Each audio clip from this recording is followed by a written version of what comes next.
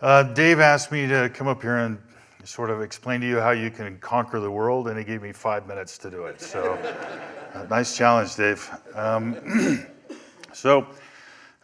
We're going to talk about geographical expansion, pushing your sales territory outward, and everybody knows that that's a key component of sustained profitable growth. You got to keep growing outward.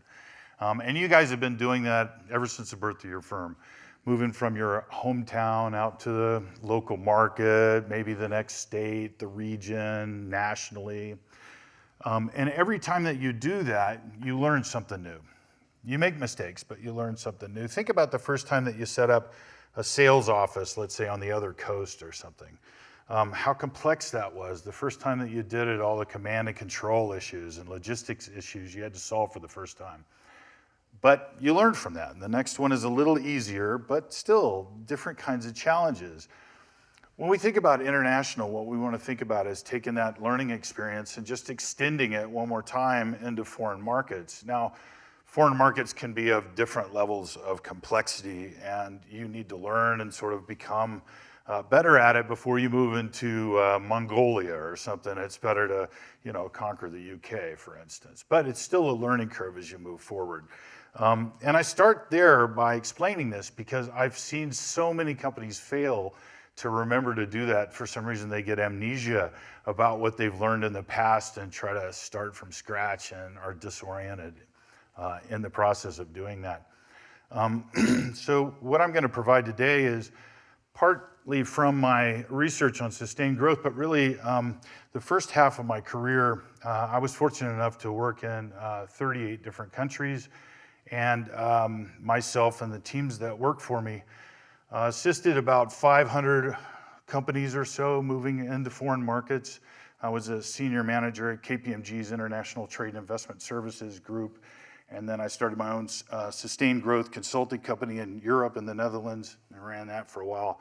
And then I came back here to get a PhD to study sustained growth and be able to use complicated diagrams like this one.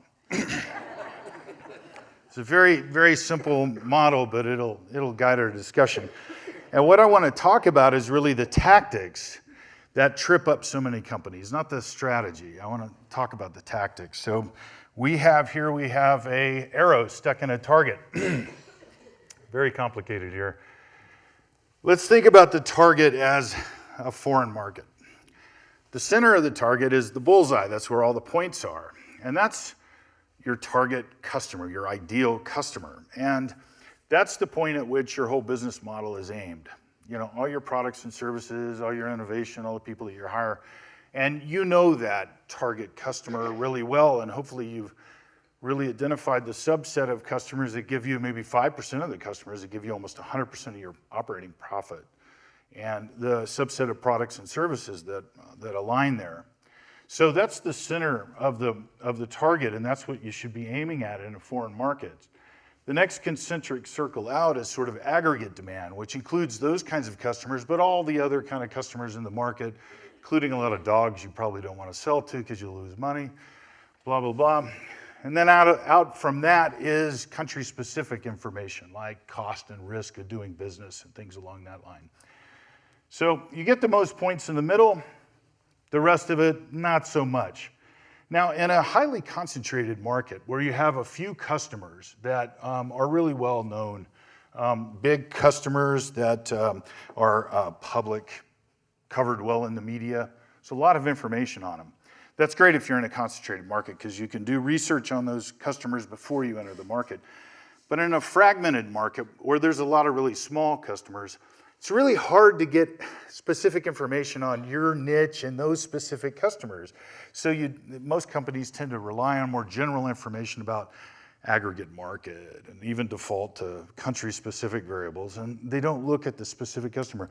So they, either through complacency or ignorance, they start to go into the market without really that specific knowledge that they need about that ideal customer. Now the tip of the arrow is your entry mode. And usually those are broken down into 3 different types. Direct sales, which could be internet, could be like traveling salesman selling through an office, or using a proxy like an agent, distributor, value-added resource. reseller, or some kind of partner like a joint venture or piggybacking on an OEM, something like that. And all the things on the shaft and the feathers, that's the logistics, how you get paid and that sort of stuff. And those are determined by your market entry mode. So let's talk about the mistakes that we've seen. Number one is not doing the research on the target customer. Not really following the lessons that you've learned in the past about who that is and really getting to know them. They're going to be different in some important ways than your domestic customers because cultural preferences, usage, buying patterns, competitors are different, substitutes are different. And you need to know that because that's going to affect how you market, how you sell, et cetera, into the market. So the first mistake is not focusing on that first. The second is, and we've seen it so many times, is choosing the wrong entry mode. So you decide that you want to get on a plane, go over there to do direct selling, and you find out that it's an entrenched market with a lot of competitors. Be better off finding an agent there that knows those target customers that can get you in, whereas you're just a foreigner and you look temporary to the buyer.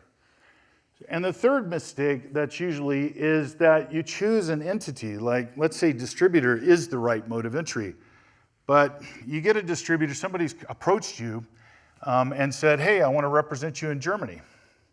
And you don't know them, and you think, well, it's a low cost, low risk. Let's sign somebody up in Germany. We get to go to Munich in October and have some fun, right? So you do that in Germany, and then somebody in the UK, somebody in Italy, maybe somebody over in Japan. And then after a little bit, you look at it, and nobody's really selling anything.